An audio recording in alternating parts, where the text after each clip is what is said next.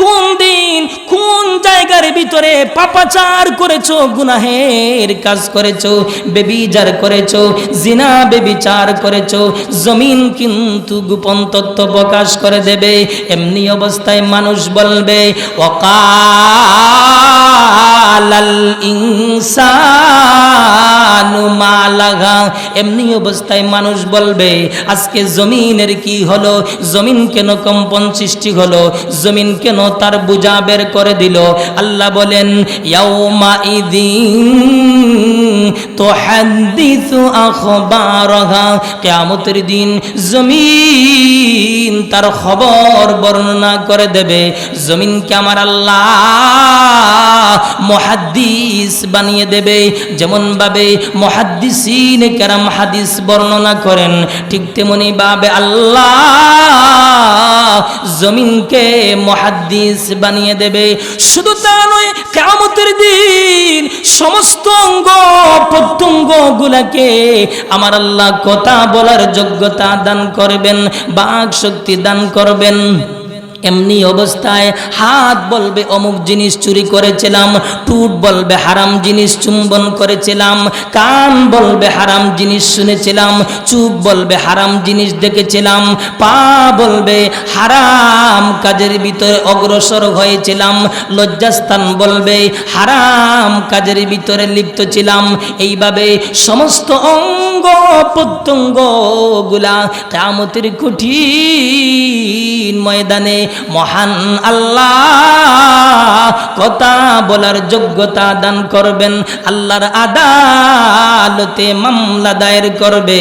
এমনকি জমিনও আল্লাহর আদালতে তোমার বিরুদ্ধে মামলা দায়ের করবে। শুধু তা নয় মুসলমান, কিয়ামতের দিন ইসরাফিল আলাইহিস সালাতু ওয়াস সালাম যখন সিংহার ভিতরে ফুৎকার দেবেন, আল্লাহ বলেন ওয়ানুফিখা ফিস সূরি ফাসাইকা মান ফিস সামাওয়াতি ومن في الأرض إلا من شاء الله। কিয়ামতের দিন ইসরাফিল আলাইহিস সালাতু ওয়াস সালাম যখন সিংহার ভিতরে ফুৎকার দেবেন, ফলে আসমান এবং জমিনের ভিতরে যারা আছেন সবাই বেহুশ হয়ে যাবেন। আল্লাহ বলেন ইল্লা মান শাআ আল্লাহ, আমি আল্লাহ যাকে ইচ্ছা তাকে বেহুশ করব। তাফসীরের কিতাবের ভিতরে লেখা হয় ইসরাফিলের সিংহার আওয়াজ শুনে যারা বেহুশ হবেন না তারা হলেন জিবরাইল, মিকাইল, ইসরাফিল আর আজরাইল। আবার কোন বর্ণনায় আরশ বহনকারী ফেরেশতা গণের কথা উল্লেখ করেছেন, তারাও কিন্তু সেই দিন বেহুশ হবেন না। আল্লাহ বলেন ওয়ায়াহমিলু আরশা রাব্বিকা ফাওকাহুম ইয়াউমা ইদিন সামানিয়া। কিয়ামতের দিন 8 জন ফেরেশতা আল্লাহর আরশ বহন করে রাখবে। আমি আপনাদের খেদমতে মহাগ্রন্থ আল কোরআনুল কারীমের 114 খানা সূরার ভিতর থেকে একটা সূরা, যে সূরার নাম হলো সূরাতুল হজ। সূরাতুল হজ থেকে একখানা আয়াতে কারিমা তেলাওয়াত করেছি। তেলাওয়াতকৃত আয়াতকে সামনে রাইখা নির্দিষ্ট আলোচ্য বিষয়ের উপরে কিছু উপকারী কথা বলার চেষ্টা করব ইনশাআল্লাহ। আল্লাহ যেন আমাকে ইখলাসের নিয়তে কথাগুলো বলার এবং আপনাদেরকেও আমলের নিয়তে এবং বাস্তবিক জীবনে আল্লাহ যেন সকলকে প্রয়োগ করার তৌফিক দান করেন। সকলে আওয়াজ দিয়ে পড়ি আমিন। আমার ভাই, আমরা যে এই মসজিদে বসে আছি, এই জগতের ভিতরে আমরা বাস করতেছি, এটা কোন জগৎ? দুনিয়ার জগৎ। একটু কথা বলবেন। যেই জগতের ভিতরে আমরা বাস করতেছি এই জগতের নাম কি? দুনিয়ার জগৎ। এর পূর্বে কিন্তু আমরা দুইটা জগৎ অতিক্রম করে এসেছি। একটা হলো আলমে আরওয়াহ, রূহের জগৎ, আরেকটা হলো আলমে আরহাম, মায়ের পেটের জগৎ।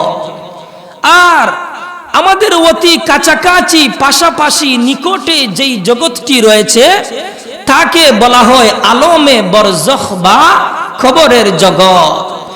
আর সর্বশেষ যেই জগৎটা রয়েছে তাকে বলা হয় আলমে আখেরাত বা পরকালের জগৎ। আলমে আরওয়াহ রূহের জগতের ভিতরে আমরা কতদিন ছিলাম জানেন কে? আল্লাহই ভালো জানেন। আর আলমে আরহাম মায়ের পেটের জগৎ সম্পর্কে আমাদের সবার মোটামুটি ধারণা আছে। কমপক্ষে 10 মাস 10 দিন থাকতে হয়েছে, তারপর শুরু হয়েছে দুনিয়ার জগৎ, ঠিক কিনা? আলমে আরওয়াহ রূহের জগৎ, আলমে আরহাম মায়ের পেটের জগৎ, ওই দুই জগতের কোনো হিসাব নিকাশ হবে না, কারণ এটা মহান আল্লাহর ইচ্ছা অনুযায়ী ছিল। রয়ে গেল দুনিয়ার জগৎ। দুনিয়ার জগতের ভিতরে আল্লাহ মানুষদেরকে জ্ঞান দিয়েছেন, বিবেক বুদ্ধি দিয়েছেন, কাজকর্ম করার যোগ্যতা দিয়েছেন। কোনটা করলে ভালো হবে, কোনটা করলে ফায়দা হবে, কোন দিকে গেলে লস হবে, কোন দিকে তাকাইলে ফায়দা হবে, বুঝার কিন্তু একটা ক্ষমতা দিয়েছেন। এজন্য এই জগৎটাকে আমার আল্লাহ বান্দাদের পরীক্ষার হল হিসাবে মনোনীত করেছেন।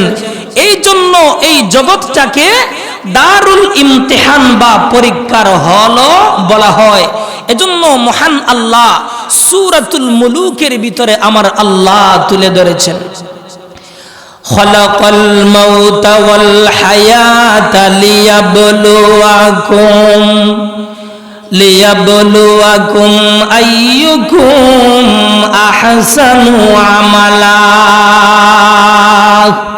আল্লাহ বলেন আমি আল্লাহ মওত এবং হায়াতকে সৃষ্টি করেছি, জীবন এবং মরণকে আমি আল্লাহ সৃষ্টি করেছি তোমাদেরকে পরীক্ষা করার জন্য। অর্থাৎ আল্লাহ আমাদেরকে পরীক্ষা করার জন্য জীবন এবং মরণকে সৃষ্টি করেছেন, মওত এবং হায়াতকে সৃষ্টি করেছেন মহান আল্লাহ আমাদেরকে পরীক্ষা করার জন্য। এবার আসুন আল্লাহ পরীক্ষা কিভাবে করবেন? আমার ভাই, মহান আল্লাহ আমলের মাধ্যমে পরীক্ষা করবেন। আল্লাহ এই আয়াতের ভিতরে আকসারু আমালা, অধিক আমলের কথা বলেন নাই। আল্লাহ বলেছেন আহসানু আমালা। বান্দা, তুমি যদি সামান্য আমল করো, তুমি যদি অল্প আমল করো, সরিষার দানা পরিমাণ যদি আমল করো, এই আমলটার ভিতরে যদি খুলুসিয়ত থাকে, এই আমলটার ভিতরে যদি ইখলাসিয়ত থাকে, আমল যদি নির্ভেজাল হয়, তাহলে এই সামান্য আমল, অল্প আমলই তোমার নাজাতের উসিলা হয়ে যাবে। জোরে কন্না সুবহানাল্লাহ। আমার ভাই, কোন মুফাসসিরিনে কেরাম বলেন এখানে মওত বলতে হায়াত বোঝানো হয়েছে, আর দুনিয়া বলতে আখিরাতকে বোঝানো হয়েছে। কারণ দুনিয়ার জীবন একদিন শেষ হয়ে যাবে, মরে যাবে, কিন্তু আখিরাতের জিন্দেগি চিরস্থায়ী, যা শেষ হবে না, মরেও যাবে না। এজন্য মহান আল্লাহ সূরাতুল আনকাবুতের ভিতরে আল্লাহ বলেন ওয়া ইন্নাদ দারাল আখিরাতা লাহিয়াল হায়াওয়ান। আল্লাহ বলেন আখিরাতের জীবন, পরকালের জীবন হলো প্রকৃত জীবন। আমার ভাই, এই দুনিয়াকে আমার আল্লাহ, এই জগৎটাকে আমার আল্লাহ সৃষ্টি করেছেন আমাদেরকে পরীক্ষা করার জন্য। কে দুনিয়ার দুকায় পড়ে, বিবি বাচ্চার দুকায় পড়ে, আখিরাতকে ভুলে যায়, ধন সম্পদের দুকায় পড়ে, আখিরাতকে ভুলে যায়, টাকা পয়সার দুকায় পড়ে, আখিরাতকে ভুলে যায়। আর কে আখিরাতের কথা স্মরণ করে, আল্লাহর কথা স্মরণ করে, কোরআনের কথা স্মরণ করে। কিন্তু ওই পরীক্ষার ক্ষেত্রে আবার কিন্তু মানুষ দুই দল। কয় দল? দুই দল। এক দল মুমিন মুসলমান ইমানদার, আরেক দল হলো বেঈমান কাফির। মুমিন মুসলমানদের পরীক্ষা হলো আল ইমতিসালু বিল আওয়ামির ওয়াল ইজতিনাবু আনিন নাওয়াহি। ইসলামের করণীয় কাজগুলো করা এবং বর্জনীয় কাজগুলো বর্জন করা। এছাড়াও মুমিনদের পরীক্ষা সম্পর্কে আমার আল্লাহ সূরাতুল বাকারার ভিতরে আমার আল্লাহ তুলে ধরেছেন, وَلَنَبْلُوَنَّكُمْ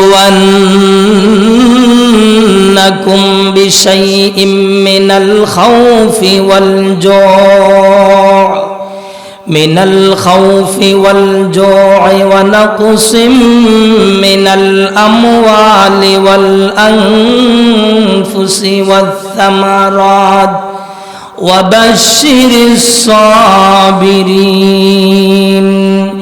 আল্লাযীনা ইযা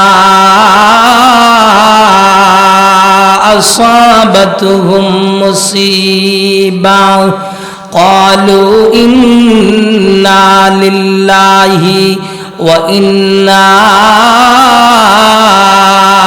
إليه راجعون আল্লাহ বলেন ওয়ালা নাবলুওয়ান্নাকুম আমি আল্লাহ তোমাদেরকে পরীক্ষা করব কিছুটা ভয়ের মাধ্যমে ক্ষুধার মাধ্যমে জানমালের ক্ষতি করার মাধ্যমে ফল ফসল ধ্বংস করার মাধ্যমে মুসিবত দিয়া আমি আল্লাহ তোমাদেরকে পরীক্ষা করব বিপদ আপদ দিয়া আমি আল্লাহ তোমাদেরকে পরীক্ষা করব আযাব গজব দিয়া আমি আল্লাহ তোমাদেরকে পরীক্ষা করব তোমার ছেলে সন্তানের মাধ্যমে পরীক্ষা করব তোমার বিবি বাচ্চার মাধ্যমে পরীক্ষা করব তোমাকে বিছানায় রাইখা আমি আল্লাহ তোমাদেরকে পরীক্ষা করব অসুস্থ দিয়া আমি আল্লাহ পরীক্ষা করব সুখে রাইখাও আমি আল্লাহ পরীক্ষা করব দুঃখে রাইখাও আমি আল্লাহ পরীক্ষা করব বান্দা তুমি যদি ওই সময় সবর অবলম্বন করতে পারো ধৈর্য অবলম্বন করতে পারো তাহলে আল্লাহ বলেন আমি আল্লাহর পক্ষ থেকে তোমাদের উপর অফুরন্ত অনুগ্রহ এবং রহমত চলে আসবে আওয়াজ দিয়ে কন্যা সুবহানাল্লাহ আর বেঈমান কাফিরদের পরীক্ষা হলো আমার আল্লাহ तमाम জগৎ तमाम দুনিয়া আমার আল্লাহ একাই সৃষ্টি করেছেন আমার আল্লাহর সাথে কোনো অংশীদার স্থাপন করা যাবে না এই কথাটা বিশ্বাস স্থাপন করতে হবে আর আমার নবী বিশ্ব নবী রাহমাতুল লিল আলামিনকে সর্বশেষ এবং সর্বশ্রেষ্ঠ পয়গম্বর হিসাবে বিশ্বাস স্থাপন করতে হবে আল্লাহ এবং আল্লাহর রাসূলের আনুগত্য করতে হবে আর এই আনুগত্যটা এমন ভাবে করতে হবে প্রাপ্ত বয়স্ক হওয়ার পর থেকে মৃত্যু পর্যন্ত জীবনের প্রতিটি মুহূর্তকে আল্লাহর বিধান এবং নবীজির তরিকা অনুযায়ী ইখলাসের সাথে পালন করতে হবে এটাকেই ইবাদত বলা হয় ওই ইবাদত করার জন্য আমার আল্লাহ সমগ্র মানুষ এবং জিন জাতিকে সমগ্র মানুষ এবং জিন্নাত গোষ্ঠীকে সৃষ্টি করেছেন এজন্য মহান আল্লাহ সূরাতুল আয-যারিয়াতের ভিতরে আল্লাহ তুলে ধরেছেন ওয়ামা খালাকুতুল জিন্না ওয়াল ইনসা ইল্লা লিয়াবুদুন এজন্য মহান আল্লাহ রাব্বুল আলামিন সূরাতুল আয-যারিয়াতের ভিতরে আল্লাহ বলেন আমি আল্লাহ সমগ্র মানুষ এবং জিন জাতিকে সমগ্র মানুষ এবং জিন্নাত গোষ্ঠীকে সৃষ্টি করেছি একমাত্র আমি আল্লাহর গোলামি করার জন্য আমি আল্লাহর দাসত্বতা আদায় করার জন্য কোনো মানুষের গোলামি করলে চলবে না কোনো পাওয়ারওয়ালা ব্যক্তির গোলামি করলে চলবে না কোনো মন্ত্রী মিনিস্টারের গোলামি করলে চলবে না আল্লাহ বলেন ইল্লা লিয়াবুদুন একমাত্র আমি আল্লাহর গোলামি করার জন্য আমি আল্লাহ সমগ্র মানুষ এবং জিন জাতিকে সমগ্র মানুষ এবং জিন্নাত গোষ্ঠীকে সৃষ্টি করেছি শুধু তা নয় এমনই ভাবে মহান আল্লাহ সূরাতুল আসরের ভিতরে আমার আল্লাহ সমগ্র মানুষ সম্পর্কে মন্তব্য করেছেন সমগ্র মানুষ অত্যন্ত ক্ষতিগ্রস্ত তবে আল্লাহ কয় যারা নাকি চারটি কর্মসূচি পালন করবি চারটি বিধান পালন করবে এরাই ক্ষতিগ্রস্ত থেকে রেহাই পাবে এরাই পরীক্ষার ভিতরে পাস করবে আল্লাহ বলেন ওয়াল্লাসর আমার আল্লাহ সময়ের কসম কে বলেন যুগে যুগের কসম, কে বলেন? শুধু তা নয়, মহান আল্লাহ রাব্বুল আলামিন কোরআনের জায়গায় জায়গায় আমার আল্লাহ বিভিন্ন ভাবে কসম করেছেন। যেমন আল্লাহ কসম করেছেন ওয়াশ-শামস, সূর্যের কসম, ওয়াল কামার, চন্দ্রের কসম, ওয়াল কালাম, কলমের কসম, ওয়াদ-দুহা, দুহার কসম, ওয়াত-তিন, তিনের কসম, ওয়াজ-জাইতুন, জাইতুনের কসম, ওয়াল-লাইল, রাত্রির কসম। এমনই ভাবে আমার আল্লাহ সূরাতুল আসরের কসম, কে বলেন? ইন্নাল ইনসানা লাফি খুসর, আল্লাহ বলেন নিশ্চয় মানুষ অত্যন্ত ক্ষতিগ্রস্ত। তবে আল্লাহ বলেন যারা নাকি 4টি কর্মসূচি পালন করবে, 4টি বিধান পালন করবে, এরাই ক্ষতিগ্রস্ত থেকে রেহাই পাবে, এরাই পরীক্ষার ভিতরে পাস করবে।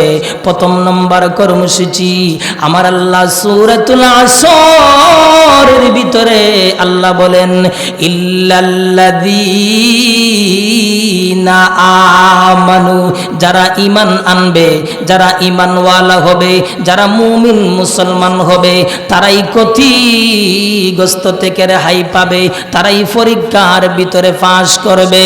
2 নম্বর কর্মসূচি আমার আল্লাহ সূরাতুল আসরের ভিতরে আল্লাহ বলেন ওয়ামিলুস সালিহাত,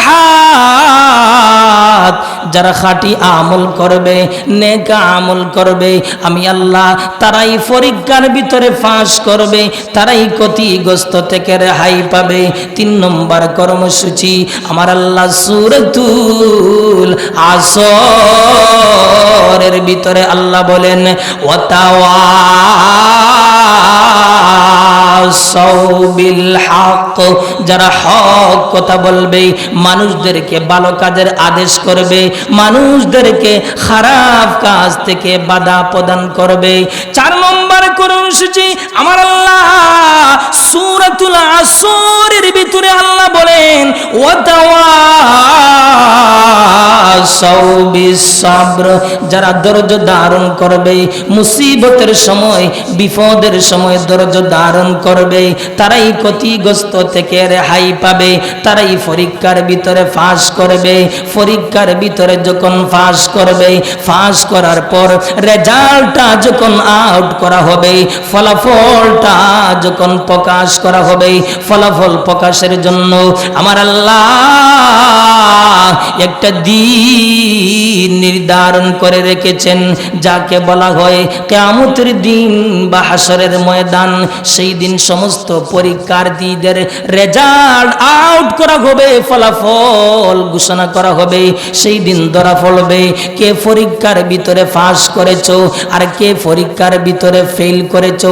পরীক্ষার ভিতরে যদি পাস করতে পারো তাহলে তোমার রেজাল্টটা দেওয়া হবে, অর্থাৎ তোমার আমলনামাটা দেওয়া হবে ডান হাতে, আর পরীক্ষার ভিতরে যদি ফেল করো তাহলে তোমার রেজাল্টটা অর্থাৎ তোমার আমলনামাটা দেওয়া হবে বাম হাতে। এজন্য মহান আল্লাহ সূরাতুল ইনশিকাকের ভিতরে আল্লাহ বলেন ফাআম্মা মান উতিয়া কিতাবাহু বিয়ামিনিহি ফাসাউফা ইউহাসাবু হিসাবান ইয়াসীরা ওয়া ইয়ানকালিবু ইলা আহলিহি মাসরুরা। আল্লাহ বলেন কিয়ামতের কঠিন ময়দানে, হাসরের কঠিন ময়দানে যখন তোমার আমলনামাটা দেওয়া হবে ডান হাতে, আল্লাহ বলেন ফাসাউফা ইউহাসাবু হিসাবান ইয়াসীরা, তোমার হিসাব নিকাশ সহজ হয়ে যাবে। হিসাব নিকাশ যদি সহজ হয়ে যায়, জান্নাতে যাওয়াও সহজ হয়ে যাবে। আর যদি কিয়ামতের কঠিন ময়দানে, হাসরের কঠিন ময়দানে যদি তোমার আমলনামাটা দেওয়া হবে, আমলনামা যদি বাম হাতে দেওয়া হয়, তাহলে তুমি মরণের জন্য আহ্বান করবে। শুধু তা নয়, তোমাকে জাহান্নামের গর্তের ভিতরে প্রবেশ করা হবে। তাহলে বোঝা যায় ফলাফলের উপর ভিত্তি করে পুরস্কার বা শাস্তি ভোগ করতে হবে। এজন্য মহান আল্লাহ হাসরের ময়দান কায়েম করবেন, সেখানে ইনসাফের বিচার হবে। কিয়ামত হলো হাসরের ময়দান বা বিচার দিবস কায়েম হওয়ার প্রাথমিক ব্যবস্থা। এজন্য মহান আল্লাহ কিয়ামতের ভয়াবহ অবস্থা সম্পর্কে আমার আল্লাহ কোরআনের জায়গায় জায়গায় বিভিন্ন ভাবে আমার আল্লাহ ওয়াজ করেছেন। এজন্য কিয়ামতের ভয়াবহ অবস্থা সম্পর্কে, বিভীষিকাময় অবস্থা সম্পর্কে আমার আল্লাহ কোরআনের জায়গায় জায়গায় বিভিন্ন ভাবে আমার আল্লাহ তুলে ধরেছেন। এবার আসুন, কিয়ামতের দিন যখন ইসরাফিল আলাইহিস সালাতু ওয়াস সালাম সিংহার ভিতরে ফুৎকার দেবেন, সিংহার ভিতরে ফুঁক দেওয়ার পর পরিস্থিতিটা কি হবে? আল্লাহু আকবার। আরেকটু আওয়াজ দিয়ে কোন আল্লাহু আকবার, আরেকটু আওয়াজ দিয়ে কোন আল্লাহু আকবার। আমার ভাই, মুহররমের 10 তারিখ সকালের দিকে কেউ বা শুয়ে আরাম করবে, আবার কেউ বা ব্যবসা বাণিজ্য নিয়ে ব্যস্ত থাকবে। এমন সময়, এমতো অবস্থায় একটি আওয়াজ সবার কানে পৌঁছবে।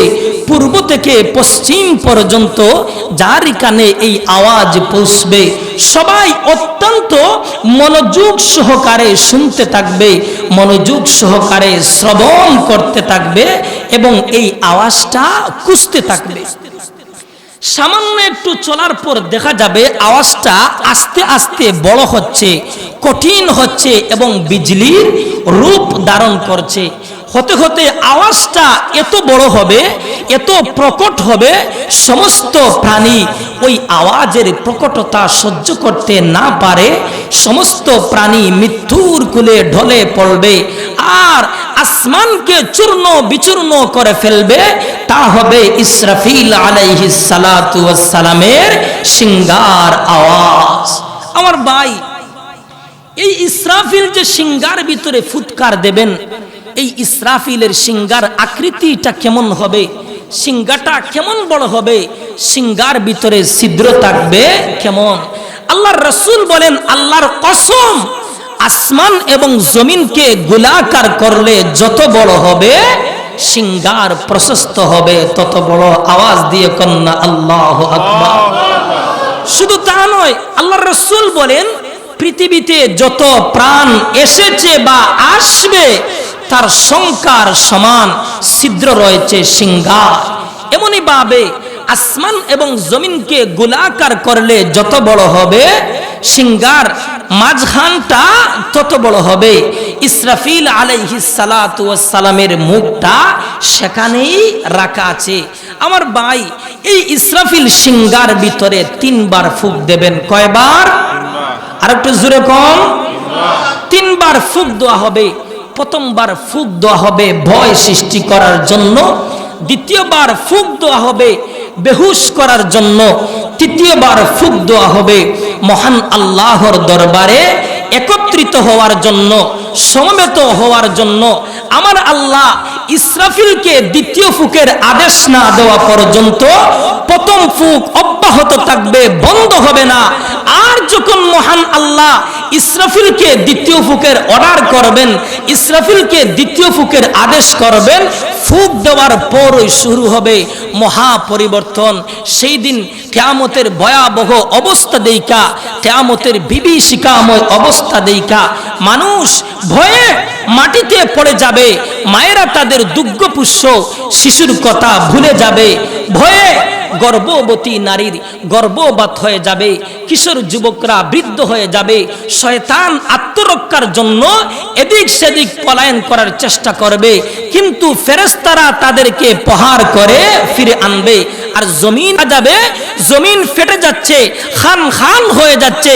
আসমানের দিকে নজর করলে দেখা যাবে আসমানের কোনো অংশ উড়ছে, নক্ষত্রগুলা ছিটকে পড়ছে, চন্দ্র এবং সূর্যের আলো নিভে যাচ্ছে।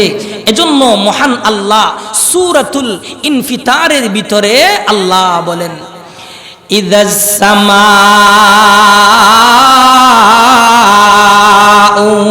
ফাতারাত ওয়া ইযাল কাওয়াকিবু তাসারাত ওয়া ইযাল বিহারু ফুজ্জিরাত ওয়া ইযাল কুবুরু বু'থিরাত। আল্লাহ বলেন ইদাস সামাউ ফাতারাত, যখন আকাশটা বিদীর্ণ হয়ে যাবে, ওয়াইদাল কাওয়াকিবু তাসারাত, এবং নক্ষত্রসমূহ ঝরে পড়বে, ওয়াইদাল বিহারু ফুজ্জিরাত, এবং সমুদ্রকে উত্তাল করে তোলা হবে, ওয়াইদাল কুবুর বু'থিরাত, এবং কবরসমূহ উন্মোচিত হবে। শুধু তা নয়, কিয়ামতের ভয়াবহ অবস্থা দেখা, কিয়ামতের ভয়াবহ অবস্থা সম্পর্কে আমার আল্লাহ সূরা তাকবীরের ভিতরে আল্লাহ বলেন, ইযাশ শামসু কুবিরাত ওয়া ইযান নুজুমু কাদারাত ওয়া ইযাল জিবালু সুইরাত। আল্লাহ বলেন ইযাশ শামসু কুবিরাত, যখন সূর্য আলোহীন হয়ে যাবে, ওয়া ইযান নুজুমু কাদারাত, এবং নক্ষত্রগুলা মলিন হয়ে যাবে, ওয়া ইযাল জিবালু সুইয়িদাত, আর যখন পাহাড় পর্বতমালা অপসারিত হবে। শুধু তা নয় আমার ভাই, কিয়ামতের ভয়াবহ অবস্থা সম্পর্কে, কিয়ামতের বিভীষিকাময় অবস্থা সম্পর্কে আমার আল্লাহ তামাম বিশ্বের মানুষদেরকে, তামাম দুনিয়ার মানুষদেরকে সতর্ক এবং সাবধান কইরা স্মরণ করে জানিয়ে দিয়েছেন। এজন্য মহান আল্লাহ আমার তেলাওয়াতকৃত আয়াতে কারিমার ভিতরে আল্লাহ বলেন, ইয়া আইয়ুহান নাসুত্তাকু রাব্বাকুম ইন্না জালজালাতাস সাআতি শাইউন আযীম। এজন্য মহান আল্লাহ রাব্বুল আলামিন কিয়ামতের ভয়াবহ অবস্থা সম্পর্কে, কিয়ামতের বিভীষিকাময় অবস্থা সম্পর্কে আমার আল্লাহ তামাম বিশ্বের মানুষদেরকে, তামাম দুনিয়ার মানুষদেরকে আমার আল্লাহ সতর্ক এবং সাবধান কইরা স্মরণ করে জানিয়ে দিয়েছেন। আল্লাহ বলেন, ইয়া আইয়ুহান নাস, ও মানুষ, ইত্তাকু রাব্বাকুম, তোমরা আমি আল্লাহকে ভয় করো। ভয় করার কারণ কি? ভয় করার কারণ হলো ইন্না জালজালাতাস সাআতি শাইউন আযীম, নিশ্চয় কিয়ামতের প্রকম্পন একটি ভয়ঙ্কর ব্যাপার। শুধু তা নয়, আয়াতের দ্বিতীয় অংশের ভিতরে আল্লাহ বলেন, তোমরা সেই দিনকে প্রত্যক্ষ করে দেখবে। সেই দিন বলতে কোন দিন? অর্থাৎ কিয়ামতের দিন দেখবে স্তন্যপায়ী মহিলারা তাদের দুগ্ধ পুষ্য শিশুর কথা ভুলে যাবে, ভয়ে গর্ভবতী নারীর গর্ভপাত হয়ে যাবে। ওয়াতারান নাসা সুকারা ওয়া মা হুম বিসুকারা, এবং মানুষ দেখবে তুমি মাতাল, অথচ তারা মাতাল নয়। আল্লাহ বলেন, ওয়ালাকিন আযাবাল্লাহি শাদীদ, আমি আল্লাহর আযাব বড় শক্ত আযাব, আমি আল্লাহর আযাব বড় সুমহান আযাব।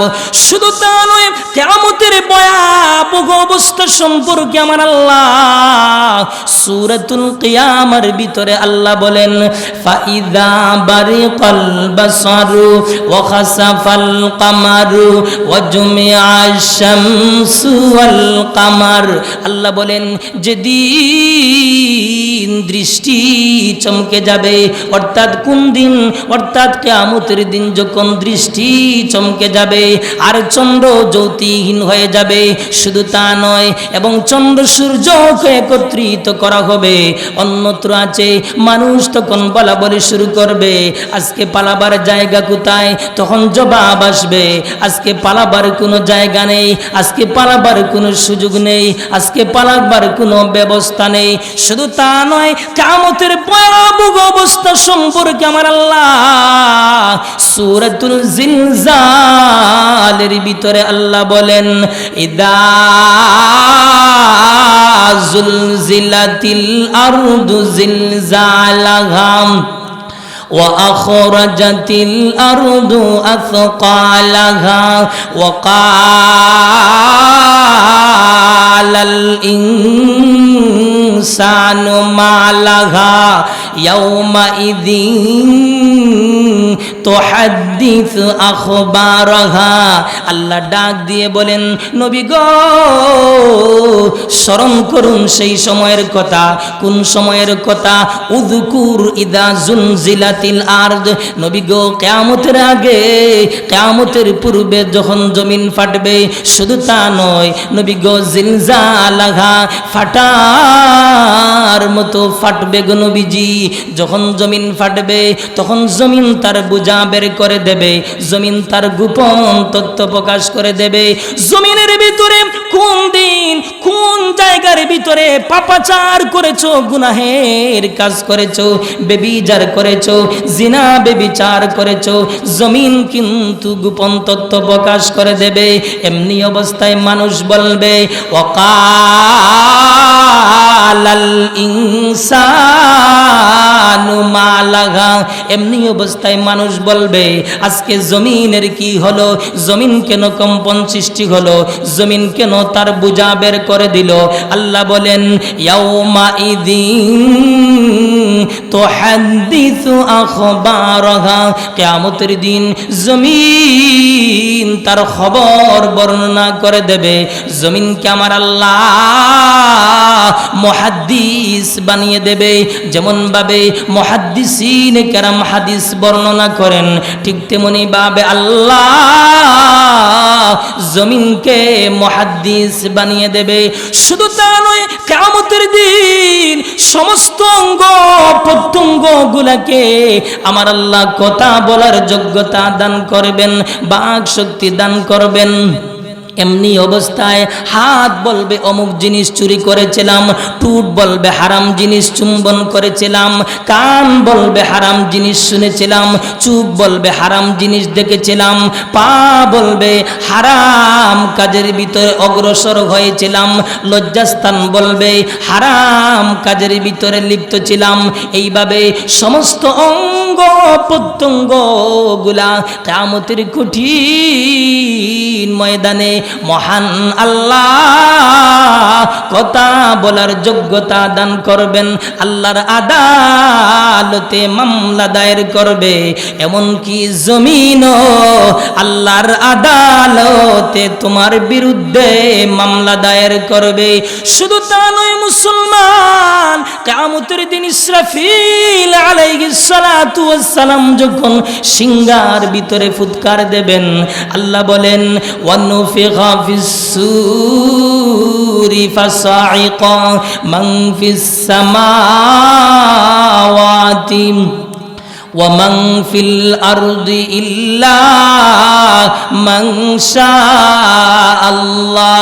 কিয়ামতের দিন ইসরাফিল আলাইহিস সালাতু ওয়াস সালাম যখন সিংহার ভিতরে ফুৎকার দেবেন, ফলে আসমান এবং জমিনের ভিতরে যারা আছেন সবাই বেহুশ হয়ে যাবেন।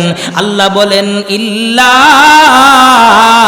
মান শাআল্লাহ, আমি আল্লাহ যাকে ইচ্ছা তাকে বেহুশ করব, তাফসীরের কিতাবের ভিতরে লেখা হয় ইসরাফিলের সিংহার আওয়াজ শুনে যারা বেহুশ হবেন না তারা হলেন জিবরাইল, মিকাইল, ইসরাফিল আর আজরাইল। আবার কোন বর্ণনায় আরশ বহনকারী ফেরেশতা গণের কথা উল্লেখ করেছেন, তারাও কিন্তু সেই দিন বেহুশ হবেন না। আল্লাহ বলেন ওয়ায়াহমিলু আরশা রাব্বিকা ফাওকাহুম ইয়াওমাইযিন সামানিয়া। কিয়ামতের দিন 8 জন ফেরেশতা আল্লাহর আরশ বহন করে রাখবে। শুধু তা নয়, কিয়ামতের দিন ইসরাফিল আলাইহিস সালাতু ওয়াস সালাম যখন সিংহার ভিতরে ফুৎকার দেবেন, সিংহার ভিতরে ফুৎকার দেওয়ার সাথে সাথে সমস্ত প্রাণী জগৎ যখন ধ্বংস হয়ে যাবে, সমস্ত প্রাণী জগৎ ধ্বংস হয়ে যাওয়ার পর মালাকুল মউত আজরাইল আল্লাহর দরবারে বলবেন, প্রভু গো, সমস্ত প্রাণী জগৎ ধ্বংসশীল, সবাই মৃত্যুর মুখে পতিত হয়েছে, আমার আল্লাহ সব জানেন। এরপর জিজ্ঞাসা করলেন, ও মালাকুল মউত আজরাইল, আর কে কে বাকি রয়েছে? এবার মালাকুল মউত আজরাইল বলবেন, প্রভু গো, আপনি বাকি রয়েছেন কিন্তু আপনার মরণ হবে না। ইসরাফিল, আমি আজরাইল, জিবরাইল, মিকাইল আর আরশ বহনকারী ফেরেশতাগণ বাকি রয়েছেন। আমার আল্লাহ মালাকুল মউত আজরাইলকে ডাক দিয়া বলবেন, ও মালাকুল মউত আজরাইল, যাও যাও তুমি জিবরাইল এবং মিকাইলের জানটা কবজ করো। এবার মালাকুল মউত আজরাইল জিবরাইল এবং মিকাইলের জানটা কবজ করবেন। জান কবজ কইরা আল্লাহর আদালতে গিয়ে বলবেন, প্রভু গো, জিবরাইল এবং মিকাইলের জানটা কবজ করা হয়েছে, আমার আল্লাহ সব জানেন। এরপর জিজ্ঞাসা করবেন, ও মালাকুল মউত আজরাইল, আর কে কে বাকি রয়েছেন? এবার মালাকুল মউত আজরাইল বলবেন, ও আসমানের মালিক, আপনি বাকি রয়েছেন কিন্তু আপনার মরণ হবে না। আরশ বহনকারী ফেরেশতাগণ বাকি রয়েছেন, ইসরাফিল আর আমি আজরাইল বাকি রয়েছি। আমার আল্লাহ ডাক দিয়ে বলবেন, ও মালাকুল মউত আজরাইল, যাও যাও তুমি আরশ বহনকারী ফেরেশতাগণের জানটা কবজ করো। এবার মালাকুল মউত আজরাইল আরশ বহনকারী ফেরেশতাগণের জানটা কবজ করবেন। জান কবজ কইরা আল্লাহর দরবারে গিয়ে বলবেন, প্রভু গো, আরশ বহনকারী ফেরেশতাগণের জানটা কবজ করা হয়েছে, আমার আল্লাহ সব জানেন। এরপর জিজ্ঞাসা করবেন, ও মালাকুল মউত আজরাইল, আর কে কে বাকি রয়েছেন? এবার মালাকুল মউত আজরাইল বলবেন, প্রভু গো, আপনি বাকি রয়েছেন কিন্তু আপনার মরণ হবে না। আর ইসরাফিল আর আমি আজরাইল বাকি রয়েছি। এবার আমার আল্লাহ আরশকে আদেশ করবেন, ইসরাফিলের কাছ থেকে সিংহা নিয়ে নাও। আমার আল্লাহ এবার ইসরাফিল এবং আজরাইলকে বলবেন, ও ইসরাফিল এবং আজরাইল, তোমরাও সৃষ্টি? বলে হ্যাঁ, আমরাও সৃষ্টি। তোমরাও কি মরণশীল? বলে হ্যাঁ, আমরাও মরণশীল। তাহলে তোমরাও মরে যাও। সাথে সাথে ইসরাফিল এবং আজরাইলের মরণ হয়ে যাবে। আল্লাহ বলেন, কুল্লু শাইইন হালিকুন ইল্লা ওয়াজহা কুল্লু মান আলাইহা ফান ওয়া ইয়াবকা ওয়াজহু রাব্বিকা যুল জালালি ওয়াল ইকরাম। আল্লাহ বলবেন, কুল্লু শাইইন হালিকুন ইল্লা ওয়াজহা কুল্লু মান আলাইহা ফান ওয়া ইয়াবকা ওয়াজহু রাব্বিকা যুল জালালি ওয়াল ইকরাম। সব কিছু ধ্বংস হয়ে যাবে, সব কিছু খান খান হয়ে যাবে, শুধুমাত্র আমার আল্লাহই বিদ্যমান থাকবেন। জুরে কন্না সুবহানাল্লাহ। আমার ভাই, এরপর আল্লাহ আসমান এবং জমিনকে গুটিয়ে ফেলা হবে যেইভাবে তাবিজের কাগজকে গুটানো হয়। আল্লাহ বলেন ওয়াল আরদু জামিআন কাবজাতুহু ইয়াউমাল কিয়ামাতি ওয়াস সামাওয়াতু মাতউইয়াতুম বিয়ামিনি। আল্লাহ বলেন গোটা পৃথিবী আল্লাহর বাম হাতের মুঠোতে গুটানো থাকবে, আর আসমান সমূহ বাস করা অবস্থায় আল্লাহর ডান হাতে থাকবে। তাফসীর ইবনে কাসিরের ভিতরে লেখা হয় সব মিলে মহান আল্লাহর হাতে সরিষার দানা পরিমাণ হবে। আমার ভাই, এইভাবে মহান আল্লাহ তিনবার গুটানো হবে আর তিনবার খোলা হবে। আমার আল্লাহ নিজেই ঘোষণা করবেন লিমানিল মুলকুল ইয়াউম, আজকের ওই রাজত্ব কার? তখন কেউ কোনো জবাব দেবে না, আমার আল্লাহ নিজেই জবাব দেবেন লিল্লাহিল ওয়াহিদিল কাহ্হার, আজকের ওই রাজত্ব একমাত্র আমি আল্লাহর। আওয়াজ দিয়ে কন্যা আল্লাহু আকবার। আমার ভাই, শুধু তা নয়, কিয়ামতের দিন মহান আল্লাহ সমগ্র পৃথিবী এবং আসমানকে আমার আল্লাহর হাতের মুঠোতে এনে বলবেন আনাল মুলক, আজ আমি বাদশাহ। অতঃপর কেউ কোনো জবাব দেবে না। আল্লাহ বলবেন আইনাল জাব্বারুন ও আইনাল মুতাকাব্বিরুন, আজ প্রতাপশালীরা কোথায়, দাম্ভিকরা কোথায়, অহংকারীরা কোথায়? তখন কেউ কোনো জবাব দেবে না, আমার আল্লাহ নিজেই জবাব দেবেন আল ইয়াউমা তুজজা কুল্লু নাফসিম বিমা কাসাবাত লা যুলমাল ইয়াউম। আল্লাহ বলেন আজ প্রত্যেক প্রাণীর তার কৃতকর্মের প্রতিদান দেওয়া হবে। লা যুলমাল ইয়াউম, কোনো ধরনের জুলুম করা হবে না, কোনো ধরনের অত্যাচার করা হবে না। আমার ভাই, শুধু তা নয়, সেই দিন হাসরের ময়দানে এমন ভয়াবহ অবস্থা হবে। হাসরের ময়দানে মানুষ আল্লাহর সামনে খালি গায়ে, খালি পায়ে, খালি হাতে আল্লাহর সামনে সফ দইরা, লাইন দইরা আল্লাহর সামনে উপস্থিত হবে। আল্লাহ বলেন ওয়ারিদু আলা রাব্বিকা সফা লাকাদ জিতুমুনা কামা খালাকনাকুম আউয়াল মাররা। হাসরের ময়দানে মানুষ আল্লাহর সামনে সফ দইরা, লাইন দইরা আল্লাহর সামনে উপস্থিত হবে। আমার আল্লাহ সমস্ত হাসরবাসীকে লক্ষ্য করে বলবেন প্রথম সৃষ্টির সূচনা যেইভাবে হয়েছিল আজ তোমরা আবার সেইভাবে আমার সামনে, আবার আমার সামনে তোমরা উপস্থিত হয়েছো। আমার ভাই, শুধু তা নয়, আম্মাজান আয়েশা বলেন আল্লাহর রাসূল বলেছেন হাসরের ময়দানে মানুষ খালি গায়ে, খালি পায়ে, খালি হাতে খতনাবিহীন আল্লাহর দরবারে উপস্থিত হবে।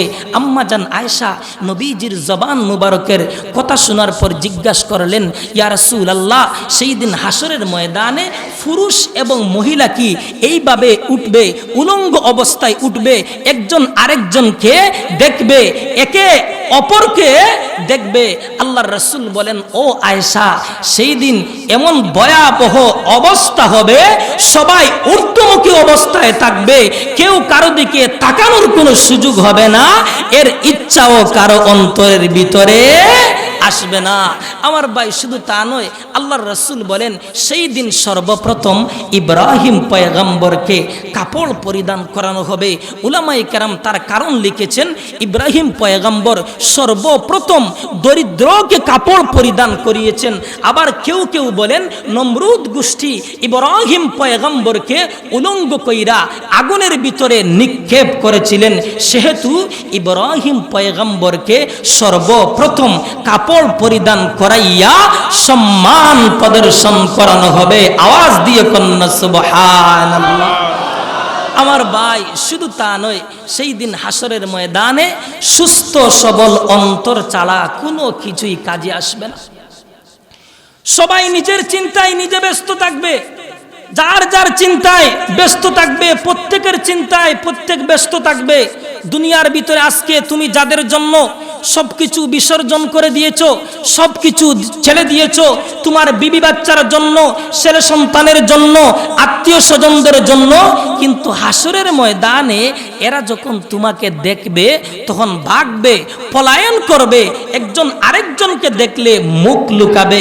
আল্লাহ সূরাতুল আবাসার ভিতরে আল্লাহ বলেন, ইয়াউমা ইয়াফিরুল মারউ মিন আখিহি ওয়া উম্মিহি ওয়া আবিহি ওয়া সাহিবাতিহি ওয়া বানি।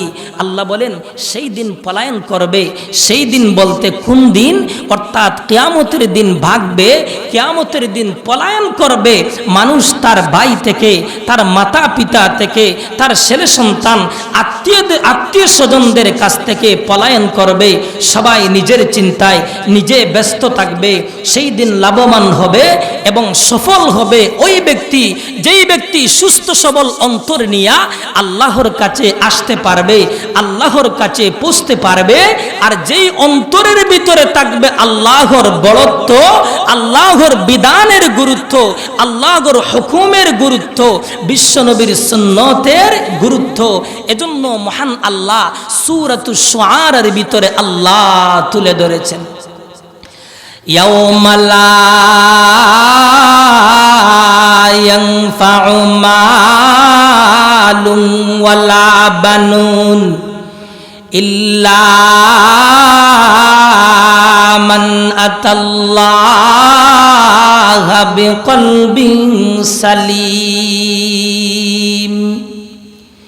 এজন্য মহান আল্লাহ সূরাতুশ শুআরার ভিতরে আল্লাহ বলেন, তোমরা সেই দিনকে ভুলে যেও না যেই দিবসে মানুষ সমস্ত ধন সম্পদ এবং জনসম্পদ নিয়ে অহংকার করে, গর্ব করে, তাকাব্বুরি করে, তাতে কোনো কাজে আসবে না। কিন্তু কাজে আসবে এবং লাভবান হবে এবং সফল হবে ওই ব্যক্তি, যেই ব্যক্তি সুস্থ সবল অন্তর নিয়ে আল্লাহর কাছে আসতে পারবে, আল্লাহর কাছে পৌঁছতে পারবে। আর যেই অন্তরের ভিতরেই থাকবে আল্লাহর বড়ত্ব, আল্লাহর বিধানের গুরুত্ব, বিশ্ব নবীর সুন্নতের গুরুত্ব। এবার যদি আমরা সকলেই যদি আল্লাহর বিধান অনুযায়ী যদি চলাফেরা করি, আল্লাহর হুকুম অনুযায়ী যদি চলাফেরা করি, বিশ্ব নবীর সুন্নত অনুযায়ী যদি চলাফেরা করি, তাহলে হাসরের কঠিন ময়দানে, কিয়ামতের কঠিন ময়দানে, মুসিবতের সময়, বিপদের সময় সমস্ত নবীগণ যখন নফসি নফসি বলতে থাকবে, আমার নবী উম্মতের কান্ডারি নবী, শুধুমাত্র উম্মতি উম্মতি বলতে থাকবে। মুসিবত না পাই যদি, মুসিবত না পাই যদি, করুণা তোমার কবরে হাসরে কি হবে আমার, কবরে হাসরে কি হবে আমার। মুসিবত না পাই যদি, মুসিবত না পাই যদি, করুণা তোমার কবরে হাসরে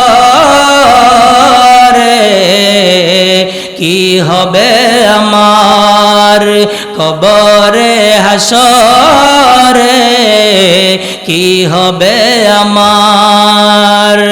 আছি গো ডুবে আমি পাপের ওই সাগরে, আছি গো ডুবে আমি পাপের ওই সাগরে, না জানি কি হবে অপারে হাসরে। আছি গো ডুবে আমি পাপের ওই সাগরে, না জানি কি হবে অপারে হাসরে। তোমারি সুপারিশ বিনে, তোমারি সুপারিশ বিনে কেমনে গব পার, আমার কবরে হাসরে কি হবে আমার মুসিবতে না পাই যদি মুসিবতে না পাই যদি করুণা তোমার কবরে হাসরে কি হবে আমার কবরে হাসরে কি হবে আমার এজন্য বলতেছিলাম হাসরের কঠিন ময়দানে কিয়ামতের কঠিন ময়দানে বিভীষিকাময় অবস্থা দেইকা সমস্ত হাসরবাসী যখন কলিজা শুকিয়ে যাবে পানির পিপাসার কারণে সমস্ত হাসরবাসী যখন বিভীষিকাময় অবস্থা দেইকা এমন অবস্থা হবে যখন সূর্যটা খুব কাছাকাছি চলে আসবে সূর্যটা খুব নিকটে চলে আসবে যে যত বড় গুনাহগার হবে সে তত বেশি গামের ভিতরে থাকবে কারো গাম থাকবে টাকনু পর্যন্ত কারো গাম থাকবে হাঁটু পর্যন্ত কারো গাম থাকবে বুক পর্যন্ত আবার কারো গাম থাকবে গাল পর্যন্ত আবার কেউ বা গামের ভিতরে ডুবতে থাকবে এক পর্যায়ে তারা অসহ্য হইয়া বলতে থাকবে প্রভু গো ওই গামের আযাব আর সহ্য করতে পারলাম না তুমি আমাদেরকে জাহান্নামের ভিতরে নিক্ষেপ করো তাও ভালো শেষ পর্যায়ে সমস্ত হাসরবাসী অস্থির হইয়া ধৈর্য শক্তি হারাইয়া পরস্পর বলা বলি শুরু করবে আজকের ওই ভয়াবহ গামের আযাব থেকে হেফাজত দেওয়ার জন্য মুক্তি দেওয়ার জন্য এমন একজন লোক খুঁজে পাওয়া যাবে কি যিনি আমাদের জন্য মহান আল্লাহর কাছে সুপারিশ করবেন তখন তারা একজন আরেকজনকে বলবে ওই ব্যাপারে চলো আমাদের আদি পিতা বাবা পয়গম্বর আদম আলাইহিস সালাতু ওয়াস সালামের কাছে চলো হয়তো তিনি আমাদের জন্য সুপারিশ করবেন এবার সমস্ত হাসরবাসী আল্লাহর পয়গম্বর আদম আলাইহিস সালাতু ওয়াস সালামের কাছে গিয়ে বলবেন ও আদম পয়গম্বর আপনি দুনিয়ার শুরু থেকে শেষ পর্যন্ত সকল মানুষের পিতা আল্লাহ আপনাকে নিজের হাত দ্বারা সৃষ্টি করেছেন জান্নাতের ভিতরে স্থান দিয়েছেন ফেরেশতা দ্বারা আপনাকে সেজদা করিয়েছেন আমরা যে কত বড় মুসিবতের মধ্যে রয়েছি ভয়াবহ আযাবের ভিতরে রয়েছি আমরা যে গামের ভিতরে ডুবতেছি মেহেরবানি করে আপনি আমাদের জন্য একটু সুপারিশ করুন আদম পয়গম্বর বলেন ও হাসরবাসী আজ আমার প্রতিপালক এতই রাগান্বিত ইতিপূর্বে তিনি কখনো রাগান্বিত হননি এবং ভবিষ্যতেও হবে না আর তোমরা তো জানো মহান আল্লাহ আমাকে জান্নাতের ভিতরে স্থান দিয়েছেন আল্লাহ আদেশ করেছেন ওই যে গাছটা দেখা যায় ওই যে বৃক্ষটা দেখা যায় ওই গাছের দ্বারে কাছে না যাওয়ার জন্য কিন্তু আমি আল্লাহর হুকুম অমান্য করেছি তাই আমার ভয় হয় মহান আল্লাহ আমাকে ধরে ফেলেন কিনা তাই আমার দ্বারা সম্ভব না তোমরা আমার কাছ থেকে চলে যাও তোমরা চলে যাও পয়গম্বর নূহ আলাইহিস সালাতু ওয়াস সালাম এবার সমস্ত হাসরবাসী আল্লাহর পয়গম্বর নূহ আলাইহিস সালাতু ওয়াস সালামের কাছে গিয়া বলবেন ইয়া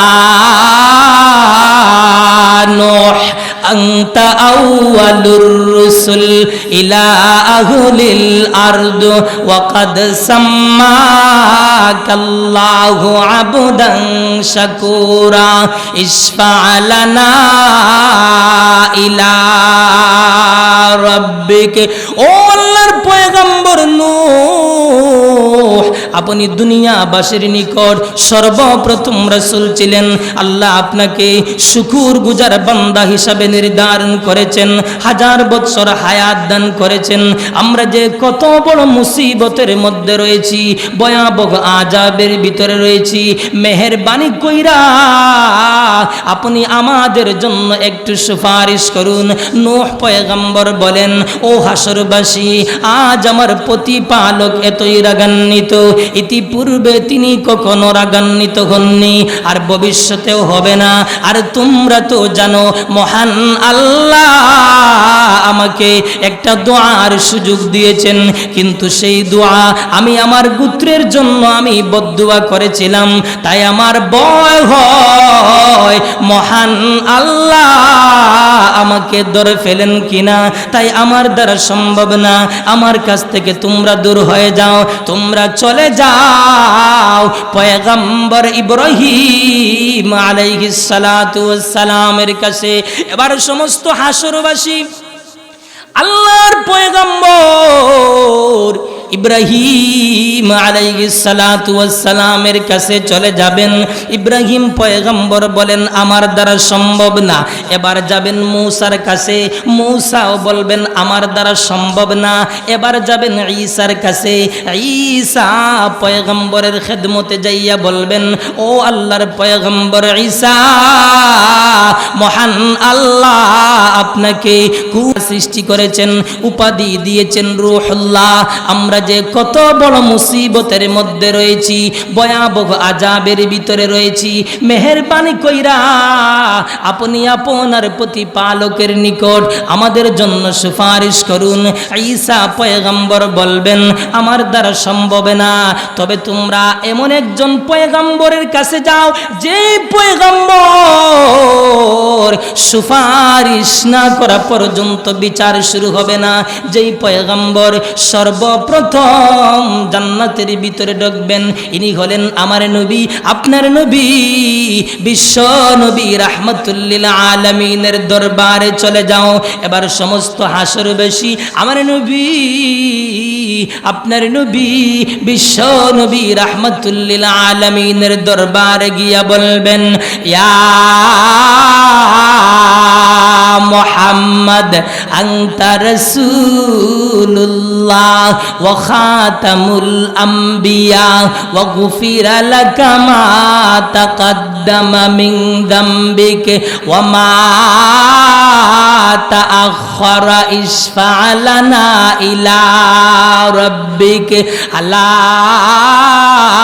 তারা মা নাহনু ফী।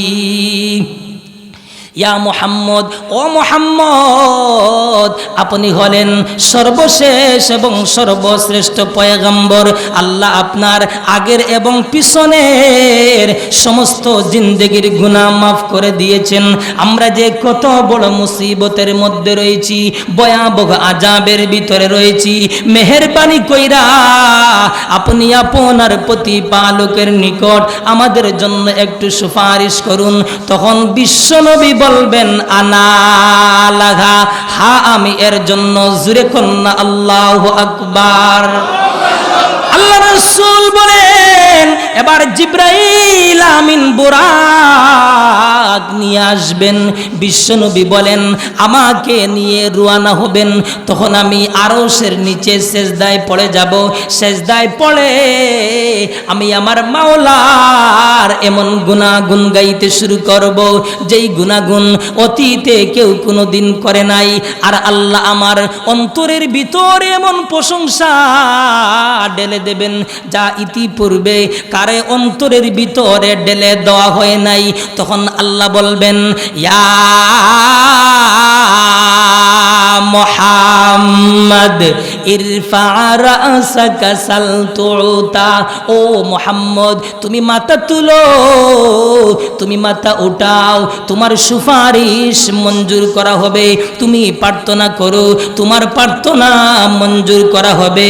এবার নবীজি মাথা তুইলা বলতেছেন, ইয়া রাব্বি উম্মতি ইয়া রাব্বি উম্মতি ইয়া রাব্বি উম্মতি, ওগো আমার মালিক আমার উম্মতের প্রতি দয়া করো, আমার উম্মতের প্রতি করুণা করো। তখন আল্লাহ বলবেন ইয়া মুহাম্মদ আদখিল মিন উম্মাতিকা মান লা হিসাবা আলাইহি মিনাল বাবিল আইমান মিন আবওয়াবিল জান্নাহ। ও মুহাম্মদ, আপনার যেসব উম্মত হিসাব ছাড়াই জান্নাতে যাওয়ার উপযুক্ত, আপনি তাদেরকে জান্নাতের ডান দিকের দরজা দিয়া প্রবেশ করে দিন। জোরে কন্না সুবহানাল্লাহ। তখন আল্লাহ বলবেন ইয়া মুহাম্মদ আদখিল মিন উম্মাতিকা মান লা হিসাবা আলাইহি মিনাল বাবিল আইমানে মিন আবওয়াবিল জান্নাহ। ও মুহাম্মদ, আপনার যেসব উম্মত হিসাব ছাড়াই জান্নাতে যাওয়ার উপযুক্ত, আপনি তাদেরকে জান্নাতের ডান দিকের দরজা দিয়া প্রবেশ করে দিন। আবার আওয়াজ দিয়ে কোন সুবহানাল্লাহ। আমার ভাই, এরপর আল্লাহর রাসূল বলেন এরপর হিসাব শুরু করার জন্য আমি সুপারিশ করব, আমার সুপারিশ মঞ্জুর করা হবে, অতঃপর হিসাবের কার্যক্রম শুরু হয়ে যাবে। এক বর্ণনায় পাওয়া যায় কে সর্বপ্রথম হিসাব দিবে তা নিয়া সাহাবায়ে কেরামের মাঝে দ্বন্দ্ব শুরু হয়ে যায়, সাহাবায়ে কেরামের মাঝে ঠেলাঠেলি শুরু হয়ে যায়। শেষ পর্যন্ত আল্লাহর নবীর সাহাবী আবু বকরকেই পাঠানো হয়। জোরে কন্না সুবহানাল্লাহ। আবু বকর হিসাব দিতে গিয়া এমন কান্নাকাটি শুরু করলেন, আল্লাহ আবু বকরকে কিছুই জিজ্ঞাসা করেন নাই। আল্লাহ বলেন আবু বকর যাও, তোমার কমার ঘোষণা। জোরে কন্না সুবহানাল্লাহ। এবার ওমর প্রবেশ করলেন, ওমরকে দেইকা আমার আল্লাহ সালাম দেন, ওমর যাও তোমার কমার ঘোষণা। সুবহানাল্লাহ। এবার আলী প্রবেশ করলেন, আলীকে বললেন আলী যাও তোমার কুমার ঘোষণা। এবার উসমান প্রবেশ করলেন, উসমানকে বললেন উসমান যাও তোমার কুমার ঘোষণা। আমার ভাই, এই নবীর হাসরের ময়দানে অনেক বিশেষ মর্যাদা রয়েছে। এমন একজন নবীর উম্মত আমরা, যেই নবীর উম্মতের হাসরের ময়দানে এত বিশেষ মর্যাদা রয়েছে। বিশ্ব নবী বলেন হাসরের ময়দানে আমি আদম সন্তানদের সরদার হব, সেই জন্য আমি গর্ব করি না। সমস্ত নবী রাসূলগণের সরদার হব, সেই জন্য আমি গর্ব করি না। কিয়ামতের দিন সমস্ত প্রশংসার ঝান্ডা থাকবে আমার হাতে, সেই জন্য আমি গর্ব করি না। আমি জমিন থেকে সর্বপ্রথম আত্মপ্রকাশ করব, সেই জন্য আমি গর্ব করি না, অহংকারী করি না, তাকাব্বুরি করি না। ওই প্রসঙ্গে ফাজাইলে আমলের ভিতরে রয়েছে একবার কিছু সংখ্যক সাহাবায়ে কেরাম বৈশা আলোচনা করেছেন। আল্লাহ ইব্রাহিমকে বন্ধু বলে ঘোষণা দিয়েছেন, উপাধি দিয়েছেন খালিলুল্লাহ। আল্লাহ মূসার সাথে কথা বলেছেন, উপাধি দিয়েছেন কালিমুল্লাহ। আল্লাহ ঈসা পয়গম্বরকে কোন শব্দ দ্বারা সৃষ্টি করেছেন, উপাধি দিয়েছেন রূহুল্লাহ। আল্লাহ সুলাইমান পয়গম্বরকে এত ক্ষমতা দান করেছেন যা পৃথিবীতে অন্য কাউকে এত ক্ষমতা দান করেননি, উপাধি দিয়েছেন খলিফাতুল্লাহ। আল্লাহ দাউদ পয়গম্বরকে জাবুর দান করেছেন। এগুলো সেই না, নবীজি বলেন ও আমার সাহাবায়ে কেরাম, তোমরা যা আলোচনা করেছো তা ঠিক, কিন্তু মনে রাখবা আনা হাবিবুল্লাহ, আমি হাবিবুল্লাহ, আমি আদম সন্তানদের সরদার, আমি সমস্ত নবী রাসূলগণের সরদার। সেই জন্য আমি গর্ব করি না, সেই জন্য আমি অহংকারী করি না, সেই জন্য আমি তাকাব্বুরি করি না।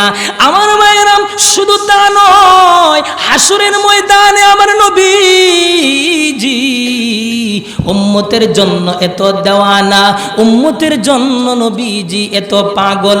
বিশ্বনবী হাসরের ময়দানে উম্মতের অবস্থা পর্যন্ত বকানোর জন্য বিশ্বনবী সময়ের ব্যবধানে 3 জায়গার ভিতরে অবস্থান করবেন। 1 নম্বর হলো পুলসিরাত, 2 নম্বর হলো মিজান, 3 নম্বর হলো হাউজে কাউসার। ওই 3 জায়গার ভিতর থেকে বিশ্বনবী বলেন যে কোনো এক জায়গায় আমি বিশ্বনবীকে পাওয়া যাবে। জোরে কন্না সুবহানাল্লাহ। শুধু তা নয়, নবীর সাহাবী আনাস বলেন, ইয়া রাসূলুল্লাহ, ইয়া হাবিবাল্লাহ, ওগো নবীজি, হাসরের দিন কিন্তু আপনি আমার জন্য সুপারিশ করবেন। বিশ্বনবী বলেন, আনাস রে, হ্যাঁ আমি তোমার জন্য সুপারিশ করব। নবীর সাহাবী আনাস বলেন, ইয়া রাসূলুল্লাহ, ইয়া হাবিবাল্লাহ, ওগো নবীজি, আপনি যে আমার জন্য সুপারিশ করবেন, আমি আপনাকে কোথায় গিয়ে তালাশ করব, কোথায় গিয়ে আমি খোঁজ করব? নবীজি বলেন, আনাস রে, পুলসিরাতের নিকট আমাকে তালাশ করো। নবীর সাহাবী আনাস বলেন, ইয়া রাসূলুল্লাহ, ইয়া হাবিবাল্লাহ, ওগো নবীজি, পুলসিরাতের নিকট যদি না পাই তাহলে কোথায় গিয়ে তালাশ করব, কোথায় গিয়ে খোঁজ করব? নবীজি বলেন, আনাস রে, তুমি আমাকে মিজানের নিকট তালাশ করো। নবীর সাহাবী আনাস বলেন, ইয়া রাসূলুল্লাহ, ইয়া হাবিবাল্লাহ, ওগো নবীজি, আমি যদি আপনাকে মিজানের নিকট না পাই তাহলে কোথায় গিয়ে তালাশ করব? নবীজি বলেন, আনাস রে, তুমি আমাকে হাউজে কাউসারের নিকট তালাশ করো। ওই 3 জায়গার ভিতর থেকে যে কোনো এক জায়গায় আমি বিশ্ব নবীকে পাওয়া যাবে। জোরে কন্না সুবহানাল্লাহ। ওই নবীজির সুপারিশ পেতে হলে নবীর সুন্নত অনুযায়ী, নবীর তরিকা অনুযায়ী বাস্তবিক জীবনে ফিট করতে হলে আল্লাহ যেন আমাদের সকলকে নবীর সুন্নত মোতাবেক চলাফেরা করার আল্লাহ যেন তৌফিক দান করেন। এবার আসুন, শেষ কথাটি হলো, সমগ্র হাসরবাসী 2 দলে বিভক্ত হবে। এক দল হবে জান্নাতি, আরেক দল হবে জাহান্নামী। আল্লাহ যেন আমাদের সকলকে জান্নাতের দলের অন্তর্ভুক্ত হইয়া জান্নাতের মেহমান হওয়ার তৌফিক দান করেন। আমিন। ওয়া আখিরু দাওয়ানা আনিল হামদুলিল্লাহি রাব্বিল আলামিন। আসসালামু আলাইকুম ওয়া রাহমাতুল্লাহি ওয়া বারাকাতুহু।